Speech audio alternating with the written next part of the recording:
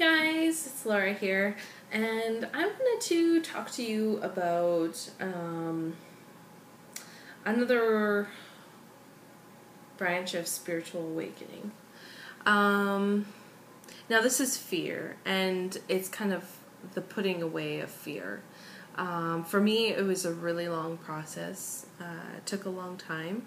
Fear is completely disempowering and debilitating. It's really, it stops you in your tracks, basically. And for me, on my journey, what first happened was I transferred universities, and I was learning really quickly, doing really well. I had no fear at this point. I was so enthusiastic and really really excited about what I was doing. I'm a musician, and so I was playing saxophone, and I was learning that in school. And so I was doing really well. My GPA was just going really, doing really well, super high marks. I was doing awesome. And, I even had a solo art show because I'm also an artist. I did that during the 20th Century Music Festival. And I put on my own show. I just incorporated it with it. I took over all the practice rooms and incorporated music with art. And it was really cool. And so many people came around, they're like, oh my god, I can't believe you did this, and you're not even an art student, and this is so cool. And they were really excited for me, and they were really, they couldn't believe that I had the balls, so to speak, to be able to just be able to do it. I wanted to do an art show, so I did it, it wasn't I had to have a degree to do an art show. I didn't let anything hold me back as far as music, hanging out with people. I did solo pieces, and nothing held me back. Same with the art. I just went all for it. Everything I had, I put into it. And what I noticed started happening is basically I noticed that there were certain people, select people around me that, I could see that they were kind of, I don't know if it was a jealousy thing or it was just like a judgment. And I started noticing these judgments and becoming more hypersensitive about these judgments of these people. And soon enough, it trailed into me not even thinking for myself anymore. It was all about, I really took it to heart, and it hurt, and it was just I wasn't listening to my own guidance anymore. It was all about what other people thought, and no longer what I thought and what I wanted to do. I didn't put my own opinions first. It was all about other people's opinions, and do you think this is okay, and constant worry, and it was awful. My marks were kind of not the greatest. They were okay. I think the teachers knew my potential because I had come in with such a bang. And then I just became completely stagnant. I did not grow anymore. I was showing a super high growth. And then all of a sudden I just flatlined. And so I'd have solo performances, and I would just completely choke. I could go in the practice room and be fine. I'd have my changes down and everything, and then I'd go in front of people. Because I'm in front of people now, all of a sudden it's this, what are these people gonna think? And that fear just completely took over, and no longer could focus. My focus was completely gone.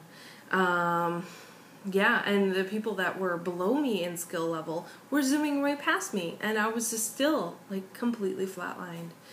I was being mentioned, some professors were kind of mentioning, oh, maybe you should take beta drugs, for performance anxiety, or I had other professors suggest meditation, and I tried the meditation. I was worried about the beta drugs because, taking drugs and then going in front of a whole audience of people to try and perform, I don't know, that kind of seemed a little bit risky.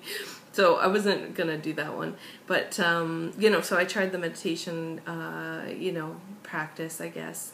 And I think because I was at such a panic and low vibration, I wasn't a vibrational match, I guess. it just didn't feel right. I was like, what the hell am I doing? I didn't really have much direction. It was just a book, and it was kind of hard to read. So that didn't really work for me. And I eventually left school due to like not my own medical reasons, but some family members. I left school, and I did a lot of thinking, and I was kind of removed from that situation, right? And became aware that I let fear basically take over everything. I was so worried to do anything that you just become stuck, and like you can't move even. You know, you're afraid to make a movement. Or just say anything. You don't want to speak up. You know, you just, you want to hide in a little hole, basically. And so I became aware of this, but I didn't know how to break the cycle. I was so used to it after, like, it was a few years of living in this fear state that it just kind of took over. It was like this thing that I didn't know how to break. So eventually, this is like kind of a few years down the road, you know, it continued, but it didn't totally limit me. Like it was still there, but I was starting to grow a little bit past it. I wasn't in school anymore still, so I think because I wasn't in that pressured situation, I didn't notice it as much, but it was still there. It was still holding me back from being able to have fun and be able to enjoy life to its fullest. After having kids, though, that's when I realized, I'm not saying like this is a situation and this is how you solve it, but this is just my journey. And after I had my kids, my children, you know, I wanted to be able to play with them and be goofy with them and do silly things with them, but I was like still afraid. And I noticed that, and I was like, to hell with this. I'm not going to let this ruin my life. Like, I want to play with my kids, and I want to have fun with them and go and do silly things and just be goofy with them and be like a kid myself, you know, with them, to be able to enjoy that time with them. And I put it away. I put it aside, and I just said, you know what? I'm going to do it. I'm just going to... And it was funny, because once you take that step of just saying, like, F it, fuck it, I'm not going to do this anymore, it slowly happens. It slowly goes and projects into another instance where you're like, I want to do this, but I'm afraid of what people, you know what, to hell with it. And then you just put it aside, and then you go with it. And then you realize that the more and more you do that, the full life and enjoyment that you're getting, that fullness that you're getting with your life experience, is so much more better than living in a fear state base. You know, it doesn't even compare. And soon enough, that fear just kind of slowly dissipates and goes away. Yeah, it's been really good. And you start to recognize other areas in your life that are still being held in fear. For me, it was public speaking. So what I decided to do is be proactive about it. I started my YouTube channel.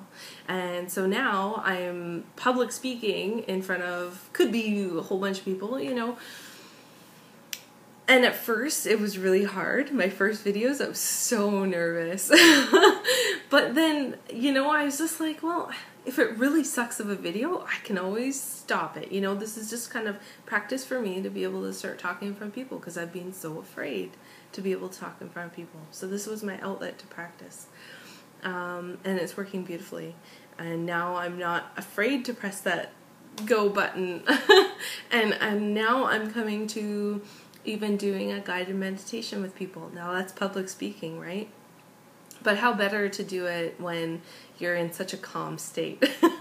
So it's like kind of like slowly creeping me into, okay, so maybe eventually I might be able to teach a class in front of people, and maybe a spiritual class, or, you know, do a workshop, and not be afraid to speak my truth, and to be able to just stand in my own, and not worrying about what everyone thinks about me and how I'm doing, and, you know, what do I look like, and I hope I didn't say something stupid, and, you know, things like that. So I think what the moral, I guess you could say, of the story is take those steps. If you feel like you're in this fear-based place, you know, I think this whole spiritual awakening is to try and get rid of that fear.